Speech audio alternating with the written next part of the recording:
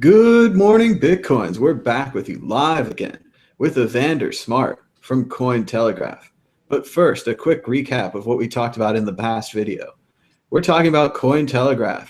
We're talking about they had an interesting article on our Bitcoin saying they were cutting all non-writer salary to zero.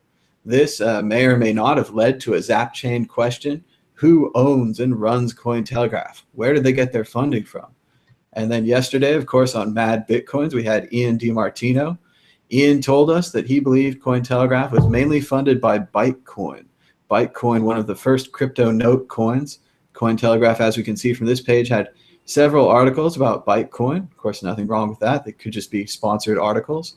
And then on the R Bitcoin thread, we had a response from David Bailey saying that this is no conspiracy. Cointelegraph is owned by a Russian man named Dime. He met him at a Bitcoin supper club, and he was a nice guy.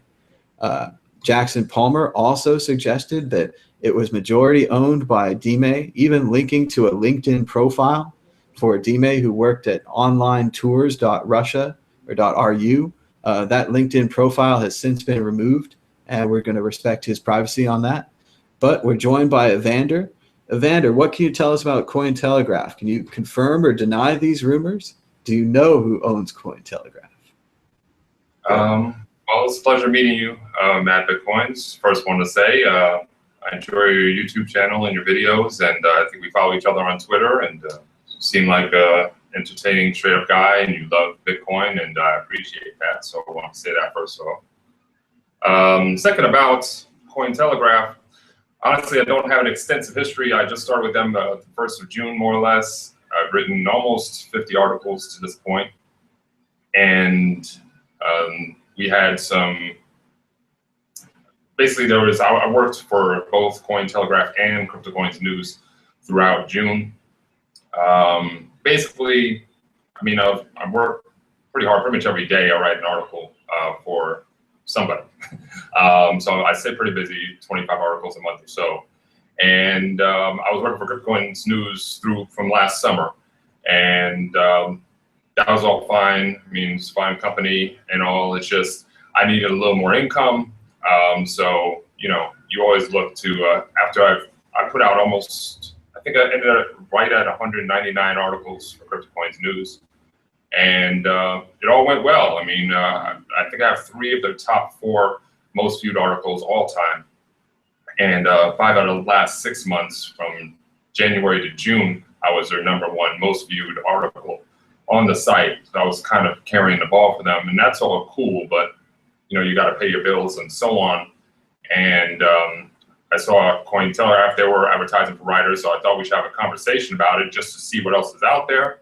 And Cyril Gilson, which Ian went over with you, he was presented to me as the leader, as the one in charge, and Alan's their editor-in-chief, and they were all just straight up with me, and we did a couple of test articles just to see if it would be a good fit. And Cyril himself, he said, hey, you know, you're writing things exactly how we want it written. So if you want to write for us, that's fine. And the pay structure is exactly how they said the pay structure would be based on the ad revenue, and you would get a percentage based on your ability to generate traffic and so on. Honestly, they did have a little problem with algorithms and things like that. So it has come a long way since June 1st. There were issues where people would have 2,000 Twitter shares and 300 views and things like that. So I definitely, you know, voiced my concerns over that. And it was very above board, and everything has been fine. And they said, hey, we're working on it. We see that's a problem. We're going to get to work on it. And in the last month, 6 weeks, things have gone exactly how they should have gone. And as far as, you know, pay and all that, I've done everything that I said I was going to do. And they've done everything they said they were going to do. Maybe you get paid a day or 2 late. I'd rather wait an extra day or 2 to get paid the right amount than have them pay me early with the wrong amount. So I'm totally fine with that. Now, have you noticed anything different with Cointelegraph versus CryptoCoin News? Are they directing you to write any articles, or are you pretty much free to write what you want? No, I'm free to write what I want, and I was upfront with them about that. Before I started with them, I said, hey, you know, I need to be in control of my content and the format, because I have a successful format. What I've been doing has been working, And it took me 3 or 4 months at CCN to figure out what my style was and find my voice. But once I found what is working, I'm not willing to change it just for you or just to move or what have you. And we tested it out. I worked with both companies. I wrote 20 articles, I think, per month in June for both. And obviously the pay was better. And as far as the editorial quality, they let me do what I needed to do. If they needed to make some changes, they were minor. We haven't really had any problems. So they've done everything that they said they were going to do. And I just wanted to kind of talk to you about it because obviously you had the interview with Ian, and I mean, it was a little slanted. I mean, that's fine. Ian has worked there over a lot longer than I have, so he may know some things, but now I'm there every day, and I'm kind of one of the future writers, and I didn't appreciate it. Kind of looks from the outside like a smear campaign. I mean, I don't know what, I'm a part of that chain. So they send me, I get email notifications when they're saying who runs CT, and I'm like, I don't really care. Personally, I mean, I've worked on Wall Street. I don't know all of the stockholders who ran the bank that I worked for. You know, I was a manager for Walgreens. I didn't know the president until he kind of tapped me on the shoulder and said, "Hey, I'm the president." I was unloading boxes up in an attic somewhere, and the president rolls up behind me and says, "Hey, I'm the president." I was like, "Hey, I voted for you. You know, how you doing?" And you know, it's all good. I don't really care. CT's been around, you know, a couple of years. It's not a fly-by-night, you know, startup or something. They have a legitimate background history, and they've been putting out news, they've been putting out art, and people respect what they're doing. People, it looks like from the outside, like a National Enquirer thing, like people are just trying to start something with CT. And I mean, I work with them. I see them, they're being honest, they're working hard, they're trying to do the right thing. And I appreciate it, and I thought I should come and give a little different point of view than what was given in the other interview, so. And it does seem like things have changed there. Perhaps the previous interview was more about the past, and this interview is more about the future. About how many writers do you think CoinTelegraph has? Do you have contact with any of the other writers?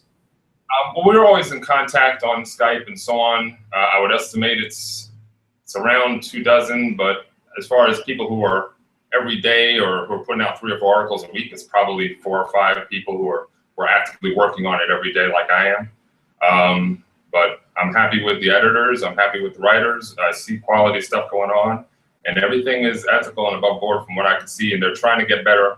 And I think their pay, the way they pay and pay out of ad revenue is very innovative. I wish the rest of the industry would work that way. I mean, it's harder to do it this way. So there are gonna be some mistakes, and I appreciate that, but they're trying to do it the right way instead of just giving you a flat fee and then them taking all the ad profit. So if I'm bringing you 4,000 or 5,000 views, I should get more than $20 for that. You know what I'm saying? That's the way I see it. So if you're cutting me in, you know, I appreciate that, and that's the way I see it. So. Well, and what I like about the ad revenue model is that it has the potential for transparency. If they tell you what the algorithm is, if they tell you views are this important, tweets are this important, we're going to weigh it all together, these numbers go together, you can really see it transparent. You're like, oh, my articles are getting more tweets, they're doing better, I make a couple more dollars. As long as it's all transparent and above board.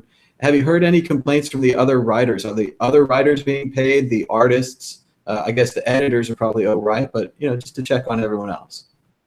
No, in the last month or so, I mean, they've kind of hashed out, it seems, all the technical issues. No, I haven't heard anything recently. Again, I guess the end of June, early July, there was still some adjustments that need to be made, but other than maybe little delays on your actual day of getting paid, I haven't seen any real problems to report. And also, when they went over how the algorithm was going to be updated and changed, everybody voted on that. So there were 5 or 6 different proposals on how the algorithm would work. So everybody got to vote on that. And I got to talk to the editors and say what I felt. And it was all above board with me. So as far as I've seen, it's been very honest and straightforward. Well, I think it sounds great. And I think, you know, we've given you a chance to speak here, and you've presented a very different opinion. But again, maybe things were different in the past and things will be different in the future. So I think we're going to continue to read CoinTelegraph, keep an eye on this situation. And the only thing I'd say— that's my point. It's just, we're all a work in progress. So, you know, I'm not the same person I was last year. So I don't know what CT was doing last year, but from where I see, I'm a straight up honest person. I told them what I was going to do. They told me what they were going to do. Everybody's been right down the line. So I'm happy happy with what they're doing, and I'm proud to be a part of the team. So it sounds good, and everyone should still continue giving them a chance, and we'll just continue to learn more about the situation. And I think also one thing, if I may, CT is going in the right direction. If you look up on Alexa, I mean, as far as their site rankings from the start of the year, I mean, CoinDesk is on the way down, CCN's on the way down, CoinTelegraph is moving up. So people appreciate the art, they appreciate the effort, and people are trying to put out the news, and they're doing it the right way. It takes maybe a little bit longer to get the news up because you have to wait for the art to match your article, so they can't do it as fast maybe as another site can do it. But I think everybody's working hard, and they're going in the right direction. And CT, I guess, is number 3, I guess, in Bitcoin news sites, but they're moving in the right direction. I think the community appreciates that by their viewership. So I think it's going in the right direction. Absolutely, and I think the community is going to appreciate you coming on today and giving your side of the story, because obviously CoinTelegraph in the past is not CoinTelegraph in the future. So let's see how things turn out. I think we're about to end the show for today. So thanks everyone for watching, and remember, give people a chance. Like one side of the story, the other side of the story. It's up to you now to decide to go read more and make up your own mind. So thanks, Evander, for being on the show. Anytime. All right. And we're out for today. We'll be back today with the Bitcoin group at 3 o'clock on the West Coast. Bye-bye.